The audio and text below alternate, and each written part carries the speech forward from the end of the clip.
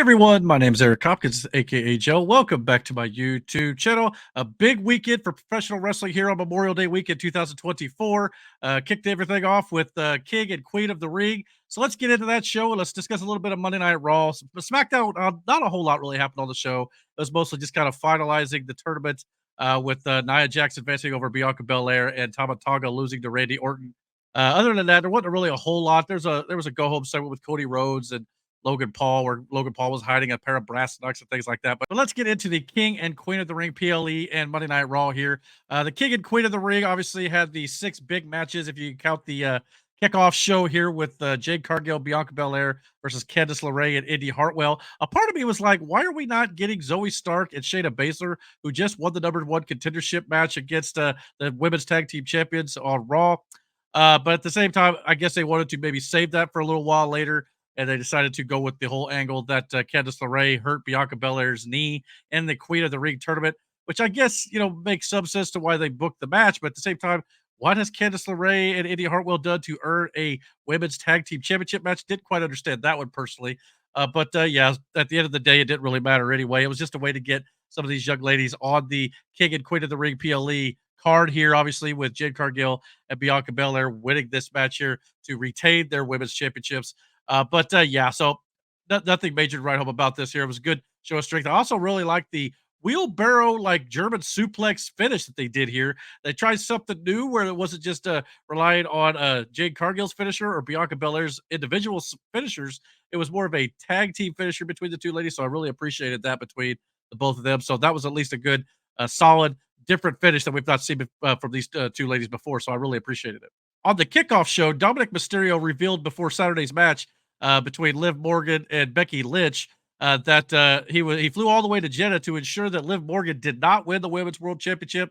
That did not go according to plan, obviously, or did it? We'll talk about that here in just a second. But Liv Morgan defeated Becky Lynch in a banger of an opener at King and Queen of the Ring, capturing the title previously held by Rhea Ripley and writing the latest chapter in her revenge tour here. But yeah, I mean, this all kind of broke down toward the very end here where Dominik Mysterio showed up at ringside and he grabbed a steel chair and he slung it into the ring. Obviously Becky Lynch is wondering what the hell he's doing there. Liv Morgan's not really addressing him at all. And there come a point where he distracted the referee, was hoping Becky Lynch would hit Liv Morgan with the steel chair, but it turned out Liv Morgan took advantage of it and hit a DDT onto the steel chair.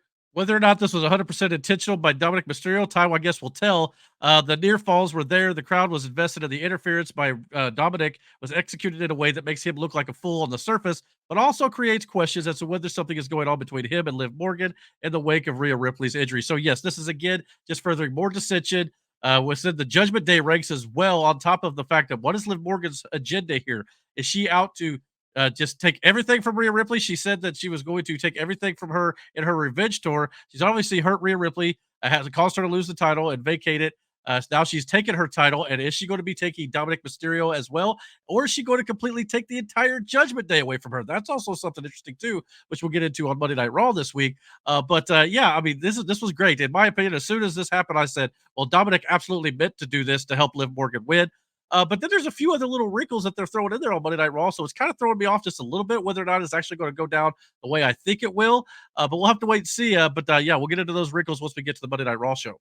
We had the triple threat match for the Intercontinental Championship between Big Bronson Reed, Chad Gable, and Sami Zayn. Beloved by the fans of Saudi Arabia, Sami Zayn successfully retained the Intercontinental title in the next match of the show, but it was not without controversy, however. Late in the bout, Chad Gable berated Otis for not attacking Sami Zayn on the outside and following his orders, but the big man fired up and attempted to clothesline Sami Zayn when Chad Gable was holding him up, only to accidentally level Chad Gable himself and cost him the match. And that allowed Sami Zayn to recover and hit the haluva cake on Big Bronson Reed to score the pinfall.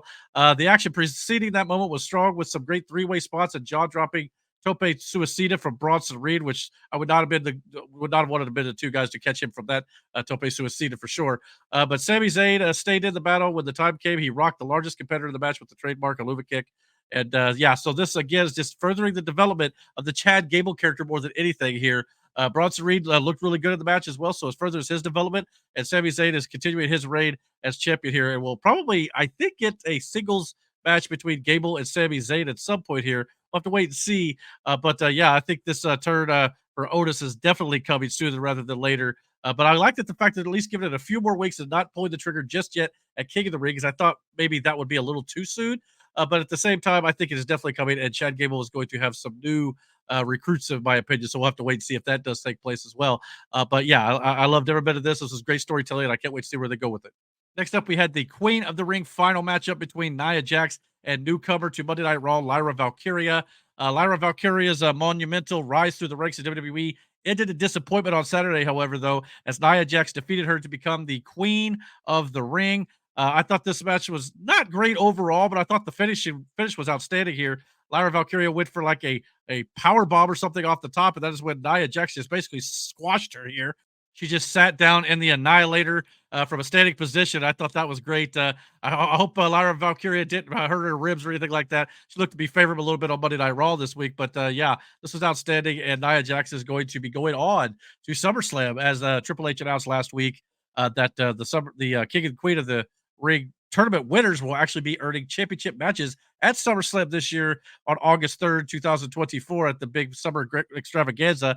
And as of right now, it looks like Nia Jax will be wrestling Bayley for the world or the women's championship over there, the WWE Women's Championship on SmackDown. So we'll have to wait and see where that goes. But yeah, if that's the case, it could be a good matchup. They're definitely doing a lot with Nia Jax since she was let go by the company. And after Triple H took over, Triple H re signed her, and he's not let that opportunity go to waste. And he's doing a pretty good job of building her up.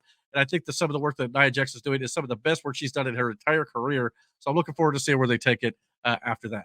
As for Lyra Valkyria, though, I thought that even though this was a losing effort here in the finals, Triple H and WWE and their creative over there have done a really good job of building up the newcomer to Monday Night Raw to be a top tier level babyface with the endorsement of Becky Lynch, as well as having great showings throughout the tournament all the way through, which I think also makes Lyra Valkyria look great. You don't always have to win to look great. You can shine in losses. And I think that's what they're doing with her here in the company at the moment. And they're doing a great job of building her up.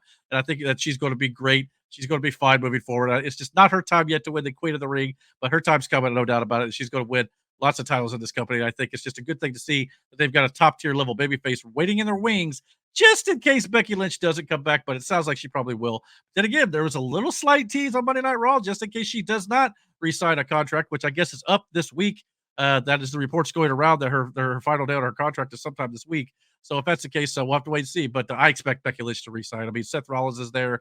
I mean, you never know. I mean, we've seen other people, go other places and stuff and do just fine. But especially if they've got loved ones in WWE, that doesn't necessarily mean they have to stay. But I totally expect Becky Lynch to resign. But she may use like AEW or some other company kind of as a bargaining chip to kind of get a bigger deal here for WWE. We'll just have to wait and see.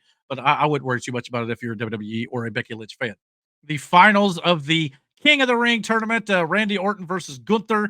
Yeah, this was a really fun match to watch. Obviously, Randy Orton coming into this match a little bit banged up. He obviously coming off the back surgery, and he had a bum knee as well, which Randy Orton sold really well. And of course, Gunther did a great job of taking advantage of all the way throughout the matchup here. But yeah, they came down to the very end here. Randy Orton hit an RKO. But then Gunther kicked out and kind of slapped Randy Orton's knee for the looks of things, and then rolled him up for the pinfall here. But Orton's shoulders were clearly up, and they were not down during this pinfall, but the referee counted the three anyway. It sounded like it was like a Ronda Rousey botch from WrestleMania a few years back, but didn't quite get the shoulders down on the same sort of roll up. But yeah, I mean, WWE's got two options here. They could either act like this didn't happen, like Triple H said, I guess after the show, that from what he saw, it looked good. But afterwards, he saw what everybody else saw. But he said the referee's decision is final.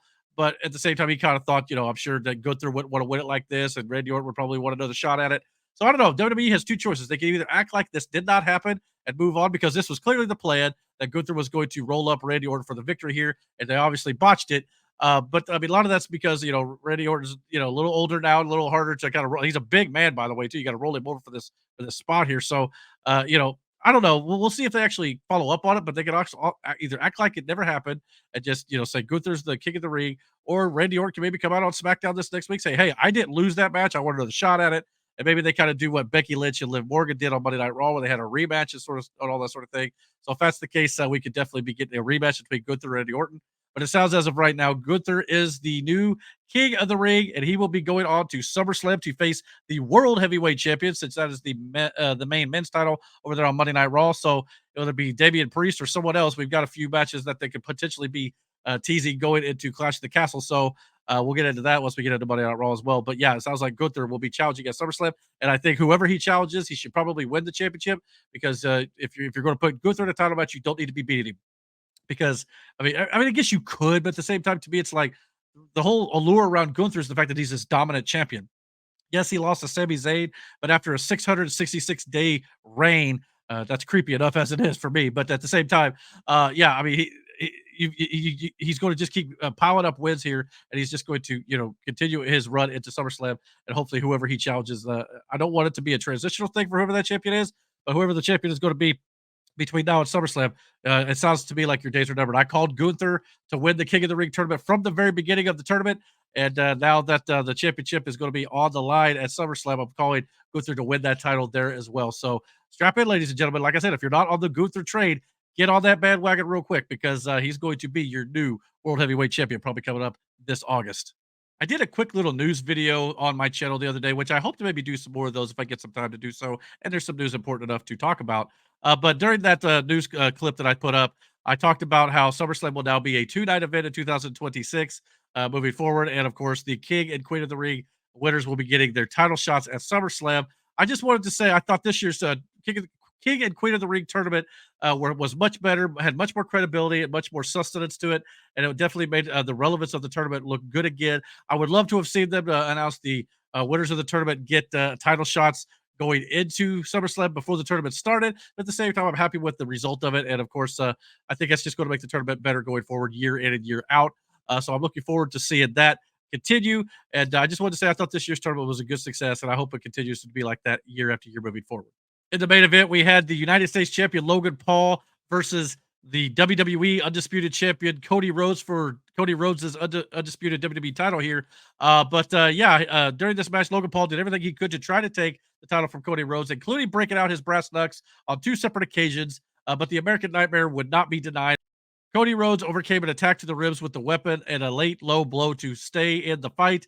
Saudi Arabian actor and comedian, I'm probably going to butcher his name, Ibrahim Al-Hajjaj, who was the special guest ring announcer for this match, prevented the challenger from using the brass knuckles one last time, and the distraction allowed the champion to deliver three consecutive crossroads to retain the championship here.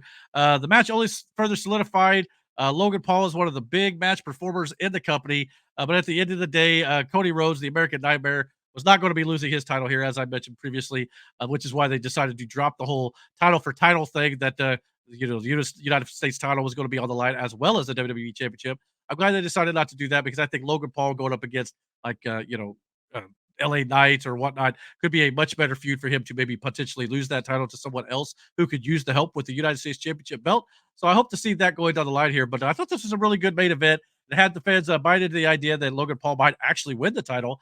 While it did not happen Saturday, the YouTuber Logan Paul winning the WWE Championship should not be counted out of the question here. There are wrestlers on television each and every week who do not do the little things that he has already mastered, working with the likes of Roman Reigns, Rey Mysterio, The Miz, Ricochet, Kevin Owens, Randy Orton, and Cody Rhodes. Certainly has not hurt him in that regard either. So, but yeah, he's got a good personality. He's got a fan base that does either enjoy him or whatnot. A lot of WWE fans may not care for him very much. I don't know, but you got to give the man credit. He's come in on very little training, and he's done a really good job just on his athleticism alone. I think he's doing a great job in the company. So if they want to continue to use him, week in and week out, or whatever they can get a hold of him when he's not doing his podcasting things and stuff like that, I think he's a good asset to the company. And he's grown on me over the last few years here, however long it's been that he's been in the company. So I'm looking forward to seeing if they use him again. But again, Cody Rhodes is going to be the WWE champion probably for the remainder of the year, I think, unless he drops the title to maybe The Rock at SummerSlam, which I think is where they're going to be going. The Rock and Cody Rhodes at SummerSlam. I think Roman Reigns and Solo Sikoa at SummerSlam would be another great matchup, kind of before they all do their War Games thing at Survivor Series between the two Bloodline factions, possibly. We'll have to wait and see how that goes, but I think they're on the right track for the biggest show of the summer, no doubt about it. So I guess before Monday Night Raw started during the day, I guess Michael Cole tweeted out that Gunther heard that Pat McAfee called him a fake king because of the controversial ending on Saturday where Randy Orton's shoulders did not get pinned to the mat. The King of the Ring overheard him and wasn't pleased. So now, as Michael Cole put it, Kiss Ass Pat is trying to talk his way out of it. So he's trying to avoid Chop City from the from the ring general here. But yeah, so that was kind of funny. I thought that was pretty cool.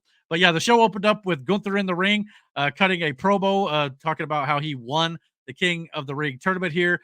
He wasted little time turning his attention to one of his potential opponents at SummerSlam, the World Heavyweight Champion Damian Priest. That brought out Damian Priest, of course, and he insulted the Archer of Infamy, suggesting he is a champion defined by shortcuts.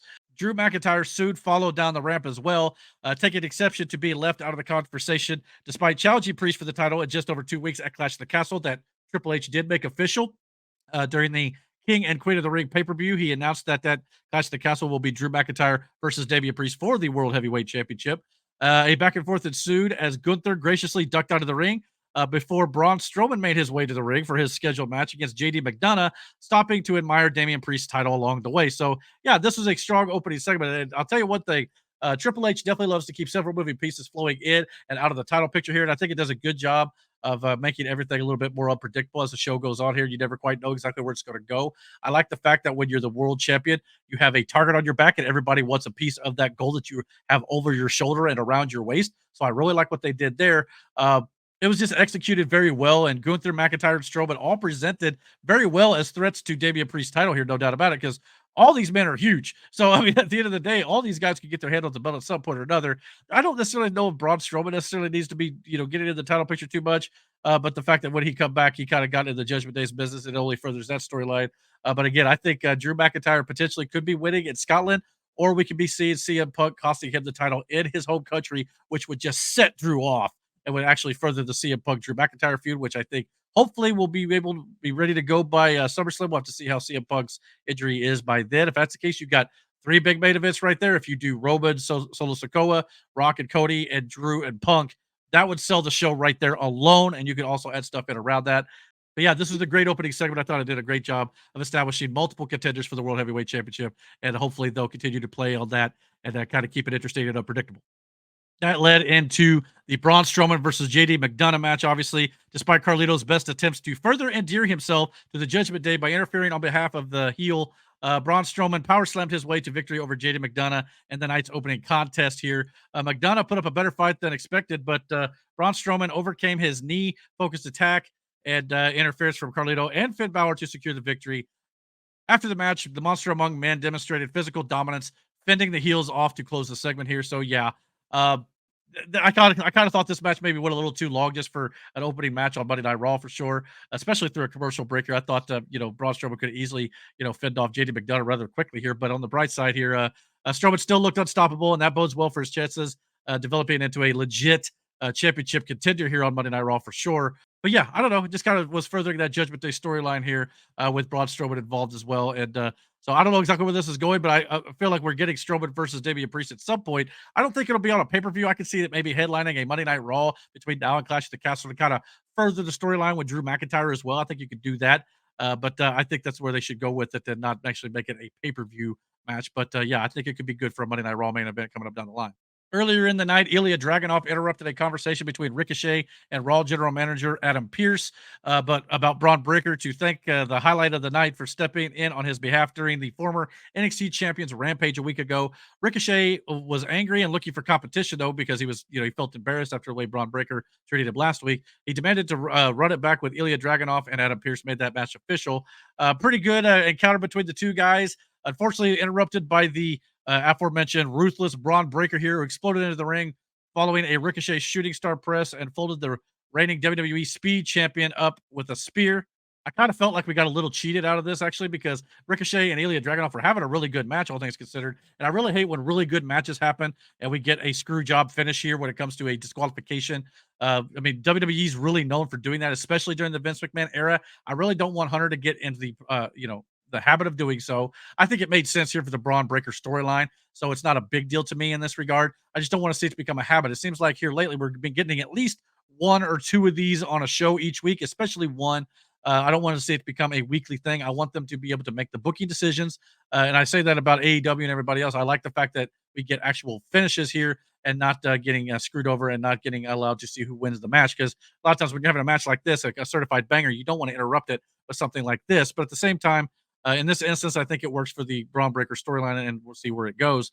But the reaction for Breaker has actually been really interesting between with the audience and the crowd and the fan base here, as a portion of the audience barks along with him and appears to appreciate his badass ability of beating up people, but the rest of the fans boo as expected. That's what I think the company wants here, but sometimes it don't always go the way the company wants, and hopefully WWE will at least lean into it a little bit. But yeah, Breaker continues to look like a star, and that is the whole point of this whole thing. So more of this, and he'll be a major player on the Raw brand moving forward.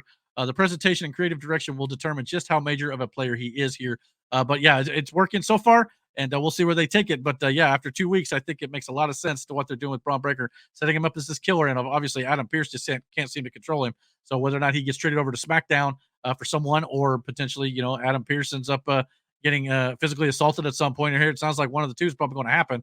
So just have to wait and see where it goes here. But yeah, this was he was also defying a suspension and a fine by just being on the show on Monday night this week. So yeah, this is interesting. So keep an eye on this. It kind of evokes the days of like maybe Brock Lesnar just a little bit, depending on how you look at how he started his career. Obviously, he had a mouthpiece with Paul Heyman back then as well. But yeah, they're definitely setting him up as this big time killer. So we'll see where they go with it. Next up, we had an outside segment with R-Truth setting up an ice cream truck, and he was selling ice cream earlier in the day. I guess it was like mid-afternoon where they shot this angle, as the New Day confronted Awesome Truth about a potential World Tag Team Championship opportunity. But before the New Day walked up, it was funny because there was some dialogue going on between R-Truth and The Miz, and The Miz asked, "Why did you make me wear all white?" And R-Truth said, "You got to represent your flavor." And Miz is like, "So I'm vanilla and you're," and R-Truth said, "Strawberry." Why? What were you going to say? Obviously, Miz was going to say chocolate, which probably could have gotten Miz completely canceled here. But yeah, then the New Day walked up and said, "Yeah, Miz, what were you going to say?" He's like, "I was going to say strawberry." So yeah, it was a pretty funny segment here. So I like the dynamic of the comedy here. So I got a good laugh out of that, no doubt about it. But yeah, that brought out Karrion Kross, who is still trying to lure away what appears to be Xavier Woods, and wants to see Xavier Woods reach his full potential. And he's talking about how Kofi Kingston's kind of held him back. The New Day gimmick has held him back all this time. So, yeah, it sounds like obviously, the New Day kind of turned him down right then and there. But you got to wonder if maybe Karrion Kross is kind of getting Xavier Woods' head a little bit here. Maybe he doesn't enjoy the final testament with Karrion Kross, but potentially maybe this is a breakup angle for the New Day, since Big E may not be coming back. I mean, we don't know what the status is of Big E's neck injury. Obviously, he's doing very well, I think, all things considered. He's obviously doing the pre-shows and the kickoff shows and things like that. But whether or not he ever wrestles again is a big question mark at this point. So if that's the case, maybe it would do Xavier Woods good to split from Kofi and Kofi to go his own way as well. So we'll just have to wait and see how this goes. But definitely sounds like it potentially, like I said last week, could be a potential return, feud for Big E to come back and make it 3-on-3 with the New Day against the Final Testament. We'll just have to wait and see if they do that. But yeah, but I thought this was a very entertaining segment, especially with R-Truth and The Miz. I got a good laugh out of it. At the very end of the segment, too, Xavier Woods referred to the authors of Pain as Toka and Razor, which I think one of them's name is Razor or something anyway. But Toka and Razor is obviously a reference to the Ninja Turtles 2 movie that came out back in the early 90s. So, yeah, I thought that was a lot of fun. Obviously, they took the place of Bebop and Rocksteady in that movie. So, a good big time deep cut there for all you Ninja Turtles fans out there. Hope you guys enjoyed that and caught that. But I laughed pretty good at that as well.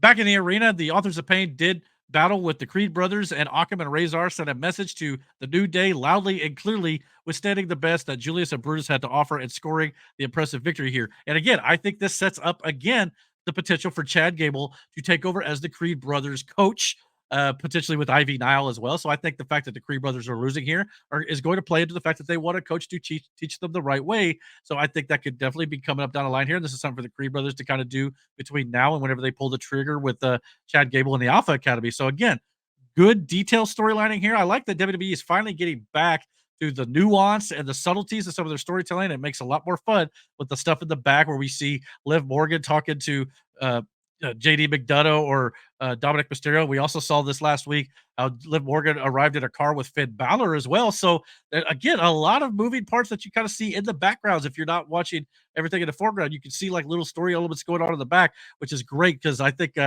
sometimes Vince McMahon had this thing where like you had to drill it over your head, beat you over the head with it, and sometimes he didn't think the audience was smart enough or didn't act like it. He didn't give the audience enough credit to understand what was going on, the little subtleties. And that's the kind of wrestling that I prefer, when you don't have to just beat us over the head with the storyline, and we can kind of pick it up and have speculation and guesses about where it's going to go. And I think WWE is doing a great job at doing that. Returning to WWE television for the first time since his opening round loss to Gunther in the King of the Ring tournament, Sheamus wasted little time addressing the insults of Ludwig Kaiser. Obviously, playing off the whole feud here with the Imperium. The German-born competitor interrupted from backstage, and the Celtic Warrior met him there, brawling with Kaiser until officials and the overworked Adam Pearce separated them. Boy, that guy's got his hands full here on Monday nights. This was a short, sweet promo segment that shined a light on what was the potential to be a fun mid-card program between the two. Ludwig Kaiser, I'm glad to see he's actually getting to shine here as a bit of a singles competitor as well. And he's not just tied. I mean, yes, he's tied to Gunther, but it's not like he needs Gunther at all times. He could go out there and put on a good match just by himself. So him breaking away as a single star, getting away from his tag team partner, and when they got rid of him, I thought that was actually a smart move. But Kaiser has a ton of potential to be a star in his own right. And Sheamus is one of the most trusted in-ring competitors on the roster. So yeah, this could be a great thing to build up Ludwig Kaiser, and maybe Sheamus puts him over here to kind of establish yet another young talent on the main roster. So I think that could be a lot of fun. These two guys are going to have a banger of a match, and I think they set it up for Monday Night Raw next week. So that's going to be coming at you in just 7 days' time. Next up, we had a backstage segment with Lyra Valkyria kind of nursing some rib injuries there, but sitting and look like she's got some bruises from her match with Nia Jax as well on her knee there. Those look nasty. But at the same time, Becky Lynch walked in and she said, interesting line, which I thought was kind of interesting considering her contract situation. They're definitely teasing the fact that Becky Lynch may be done because she said, we'll keep winning, we'll keep learning until it's time to walk away. So very interesting that they threw that in there. So could this be the last time we see Becky Lynch? I mean, it's possible, but I just have a hard time believing she would leave. And I'd be kind of shocked if she does. But then again, we've seen people like Sasha Banks has left. Naomi has left before. I mean, we've got, Saraya now or Paige in WWE. So maybe Becky Lynch does want to try her talents in other companies. Maybe she wants to try it out in AEW or a New Japan or an Impact, or I don't know. But with Seth Rollins being there, I think it's really going to be a situation where she just kind of uses the fact that AEW exists and these other companies that would have interested her to get a bigger contract deal. And I think that's probably the smart move for Becky Lynch, because that's the thing that people, those people who want AEW to die don't understand is AEW just existing will help somebody like Becky Lynch use that to their advantage as leverage to get bigger contracts from the big billionaire company here. So it makes sense for these wrestlers to kind of do that and get a bigger payday. Before AEW existed, that wasn't a possibility. So this is a good thing for the talent all the way around. And if you're wishing for AEW to die, this is exactly why that's a bad idea to have, because Becky Lynch is either going to stay with WWE with a bigger deal, or she's going to be able to go elsewhere and, try her hand at greener pastures, as it were. I would be surprised if she does leave, but at the same time, it's not that, unheard of these days. So we'll just have to wait and see what she does. Next up, we had Lyra Valkyria versus Kairi Sane. Lyra still reeling from her loss to Nia Jax at the King and Queen of the Ring. Nursing a rib injury, Lyra returned to the square circle for a one-on-one showdown with the Damage Control member here. Kairi Sane focused her attack on the injured core of the babyface. She left herself open, though, allowing the alert and aware Valkyria to score the win with a crucifix roll-up here. So this was a way to get Lyra Valkyria another win, coming off the big loss in the finals of the tournament. But this is getting her back on track at her winning ways to reestablish herself as a force to be reckoned with as a babyface here on Monday Night Raw. So I really enjoyed that fact, getting her back to her winning ways here. But of course, Io Sky, who was in the back, once Damage Control returned to the locker room, Io Sky was infuriated and absolutely disappointed.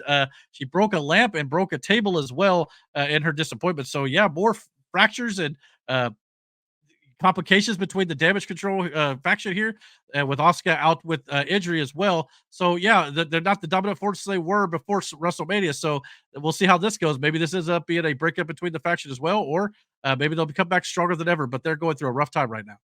Backstage, we got a segment with Damian Priest confronting JD McDonough, Finn Balor, and Dominik Mysterio. And he called all of them out for talking to Liv Morgan, proving that the world champion actually watches the product, which I thought was great. Because a lot of times you see like these things happening in the backgrounds or little things like this, and then like their teammates are like, I didn't even know that was going on.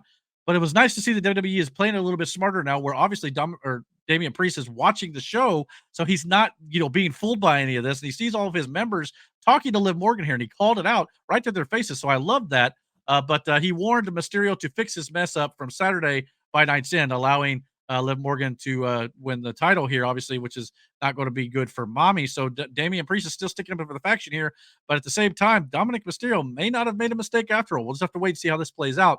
But yeah, I think that's probably where they're going, where Dominik Mysterio meant to actually turn on Becky Lynch, obviously, and obviously on Mommy as well, Rhea Ripley. So So yeah, we could definitely be seeing Dominik Mysterio turning away from the Judgment Day at some point here, much like Eddie Guerrero once did from the Radicals back in the day. So I mean, and of course, with every passing day, Dominik Mysterio looks more and more like a younger Eddie Guerrero with the mullet and stuff like that. So that's obviously what they're going for here. And Eddie Guerrero had China at one point in WWE. He and Liv Morgan could be absolutely great together. And when Mommy returns, Rhea Ripley will definitely be livid at the fact that. Dominik Mysterio is now with the woman who took her out, Liv Morgan. So we'll see where that goes. But I don't know where Finn Balor and JD McDonough really play into this just yet, other than try. I don't know. Them talking to Liv Morgan, it doesn't make much sense to me. But we'll have to wait and see where they go with it. But yeah, I think this is definitely leading to a Damian Priest leaving the faction, if nothing else, because there's so much going on. Priest has got so much on his plate and so much to contend with. He may just say, I'm done with this. I'm going on my own. You all figured it out on your own. Maybe Finn Balor becomes the new leader of the group. We'll have to wait and see. But yeah, a lot of good storytelling going on right here in this group. Next up, we got a matchup that we have not seen in 20 years, as Michael Cole put it. Rey Mysterio versus Carlito. Following his betrayal of the LWO and a sneak attack on Cruz del Toro a week ago, Carlito squared off with the faction's leader and Hall of Famer Rey Mysterio. Mysterio overcame an otherwise dominant performance by his second-generation opponent and interferes from the Judgment Day's Finn Balor to secure the win with his trademark 619 and springboard splash combination. Seeking revenge for the hell Carlito had put him and his friends through, Mysterio looked to continue his attack on both his former teammate and Balor. Instead, a frustrated Damian Priest appeared, laid out him and Dragon Lee, and stood tall over them as the end of the segment here. Damian Priest was not already spread thin enough. Now he finds himself embroiled in a war with the LWO. The last thing he needs as he faces challengers to the world titles from all directions here. You take all this combined with the fact that Finn Balor, it looks like Priest is not really, fond of Finn Balor right now. He's not trusting him because he may try to stab him in the back and take the group away from him too. So again, a lot more questions than answers, which I really like here on Monday Night Raw and SmackDown as well. They're doing a much better job with this. This is the kind of storytelling that I thought made AEW stand out from WWE when Vince McMahon was still there. So I think that in order to kind of compete with AEW a little more, WWE is doing a good job of, like I said, bringing back those subtleties and the little nuances in storytelling. And this is another one of those here. So exactly where all this is going to go with Finn Balor and obviously all the contenders for Damian Priest World Heavyweight Championship here, the LWO with Carlito. Again, it just feels like Damian Priest is going to be like, I'm done with you guys. I got to focus on me. You guys figure out your crap, and I'm going to go do my thing and to defend my world title. Yeah, we'll just have to see where that goes. But yeah, it seems like Priest may be getting frustrated with this whole group and is going to be leaving it sooner rather than later. Next up, we have the big meaty men slapping meat segment, as I like to call it. Biggie would be proud of this for sure. Yeah, Otis versus Bronson Reed, the tail of the tape. Obviously, these are two massive individuals who could bench press 600 pounds apiece. Yeah, I mean, that's outstanding. I mean, 330 pounds, both of them. There ain't no way I'd want to be in the ring with these guys, no doubt about it. Yeah, obviously, this kind of set up a segment with the Alpha Academy. Otis was being, berated by Chad Gable on the outside here for sure. Yeah, Otis had Reed down and set up for the caterpillar, but Gable cut him off, demanding he not do the crowd pleasing move here. The distraction allowed the Australian to rock Otis with a kick and score the win with the tsunami splash off the top. So after the match, Gable was mad that Otis was not listening to him, and so he called the Alpha Academy to the ring for a meeting. Before Chad Gable could deal discipline to Otis in the form of a belt lashing, he took his belt off his loop and told Otis to grab a hold of the ropes as he was going to whip him. But Maxine Dupree stopped him to a big ovation from the crowd. Obviously, Maxine Dupree's doing a great job of wanting to stand up to Chad Gable here, but Chad Gable just keeps banishing her and ejected her from the squared circle here, as he did in this segment. Then he made demands of Tozawa before Sami Zayn interrupted to a big pop coming up here. Obviously, Otis had to apologize to Sami Zayn for costing him the match last week on Monday Night Raw. Sami Zayn and Gable engaged in a back and forth verbal encounter before the Intercontinental Champion asked Otis what he would do. Would he listen to Gable and stay under his oppressive rule, or listen to the fans and be set free, much like he did with the Bloodline not long back? The big man chose his side, at least for one night, watching as Gable attacked Sami Zayn and left him lying to close out another pretty good segment in what has become one of the better storylines in WWE right now. Again, they're doing a great job of just building Chad Gable up here, and I love it. While Sami Zayn, Chad Gable, and Otis are the focal points here, do not sleep on Maxine Dupree, who is one of the better characters in this entire story arc. They've done a great job with her, setting her up as a sympathetic babyface who everybody wants to see break away from Chad Gable, as well as Otis, too. Perhaps Otis and Maxine Dupree could go on to be a power couple. I mean, it worked for Otis when he was with Mandy Rose all those years. So, yeah, we could definitely be seeing that for sure. I mean, Maxine Dupree is often labeled as the dumb blonde by her coach, but she was the only member of the Alpha Academy to stand up to her abusive boss, drawing a big cheer from the crowd. So yeah, I mean that right there, it just shows you they've got plans for Maxine Dupree. They've not given up on her, and I think what they've been doing with her is really good. It's actually been turning her around since those days where she was getting those awful chants from the crowd. But of course, the reason why I think Sami Zayn and Chad Gable could be a singles match for the Intercontinental title at some point, the segment did end with Chad Gable holding the Intercontinental Championship up over Sami Zayn. So yeah, that could very well maybe that we get that match at Clash at the Castle. Maybe that could be where Otis and Maxi Dupree and Akira Tozawa finally turn on Chad Gable, because then it would have another few weeks of build, make more sense, and then finally Chad could get his revenge with the Creed brothers and Ivy Niles. But I think we're going to be getting that one-on-one Intercontinental Championship match between Gable and Sami Zayn sooner rather than later. We had a backstage segment with Zoe Stark and Shayna Baszler was approached by Alba Fire and Isla Dawn. Sonya Deville approached them a little bit before this too, but nice just to see these four ladies look like they're potentially teasing a tag team match maybe next week on Monday Night Raw between these four young ladies, and maybe we'll see Sonya Deville kind of come out to the ring, kind of either be in Shayna Baszler and Zoe Stark's corner or causing a little dissension between the two. We'll have to wait and see. But Zoe Stark and Shayna Baszler have a WWE Women's Tag Team Championship match coming down the line here against Jade Cargill and Bianca Belair. So that's going to be coming up very soon too. So we'll probably see that the next pay-per-view as well. And of course, the Monday Night Raw main event was the rematch of Becky Lynch versus Liv Morgan for the WWE Women's World Championship here, following the night that Dominik Mysterio inadvertently, quote unquote, cost the match for Becky Lynch at King and Queen of the Ring here. The match was another competitive back and forth affair that saw each woman come within inches of leaving with the title in the steel cage here. Late though, Dominik Mysterio arrived on the scene, seemingly to encourage Becky Lynch to step through the cage door and win the match, or was he opening the door for Liv Morgan? We'll have to wait and see on that one. Finn Balor and JD McDonough followed, attempting to talk Dom out of his decision to get involved in this match, which prompted Braun Strowman to rush to the ring and chase JD McDonough around the square circle. I guess he had attacked Braun Strowman with a chair following their match earlier in the night, which set Braun Strowman off. So Strowman was chasing after JD McDonough all night long here. As he was chasing JD McDonough, Braun Strowman blasted Dominik Mysterio into the cage door, slamming the door on Becky Lynch's head as she was attempting to escape. Liv Morgan was then able to escape from there and retain her championship here. The finish was pretty ridiculous, all things considered, but it fit the show-long narrative of Strowman seeking revenge on McDonough for the chair shot earlier. So it at least made sense within the context of what had been set up earlier in the night.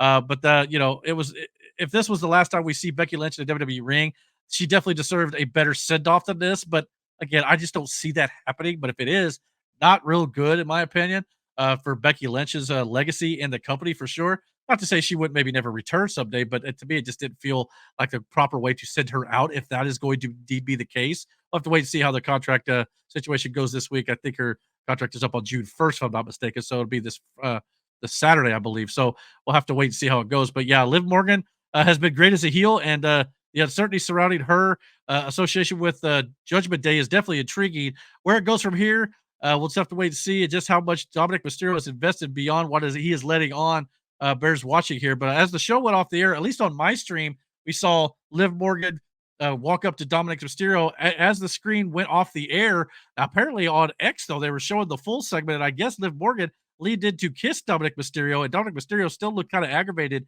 after the fact that it was almost a forceful kiss from Liv Morgan. So again, this could be one of those deals where Dominik is actually with Liv Morgan, and he's played it up as if he's mad because it didn't go his way and he screwed up. But did he actually screw up? So in this regard, I really like what they're doing with this. Again, just that subtle storytelling that's been much more improved. So yeah, I was just kind of sad that my feed cut off on this, but I don't know exactly if everybody's feed cut off on it. So if you didn't see this live, this is definitely something. They only cut off like maybe 10 seconds, but at the same time, it was enough to miss the kiss on the live broadcast. So good way to end the show. I thought it did a really good job. Monday Night Raw this week did a pretty good job of setting up storylines moving into the future into Clash the Castle. And if nothing else, I think that'll be a good thing going into the next pay-per-view coming up in 3 weeks time, if I'm not mistaken. So yeah, overall good weekend of WWE Pro Wrestling. King and Queen of the Ring was actually a really good show in my opinion. I know AEW got a lot of flack for having too many matches and a long show, but WWE had 6 matches, counting the kickoff on Saturday. I thought that was a good length, but at the same time, for AEW, it makes more sense for them to have longer shows and a lot more matches because in AEW, you're still paying the $50 pay-per-view fee. in WWE, you're only paying the $10 Peacock fee or however much it costs for Peacock, so you don't have to, get your bang for the buck there as much. But AEW is doing a good job of giving their fans the quality and the amount of matches for their money. So in that regard, I don't necessarily hold that against AEW too much, but I know a lot of people didn't care for it. But in this case, I thought 6 matches for a pay-per-view did a good job of letting them breathe. And this pay-per-view obviously did not do a whole lot when it comes to the advertisements and ads all throughout the show too, which made it flow a lot better too, in my opinion. So good job from WWE this week. I thought Monday Night Raw was a little step down from the pay-per-view, as they usually are. The pay-per-views are what are the best in both companies right now. But comment down below. Let me know what you guys think about WWE this week. Are you a big fan of King and Queen of the Ring? Are you happy that they made the tournament winners the number one contenders for the titles at SummerSlam? What do you think about this whole Judgment Day and Liv Morgan segment? Comment below, and don't forget to hit that like and subscribe button. And until my next WWE recap next week, guys, take care and God bless.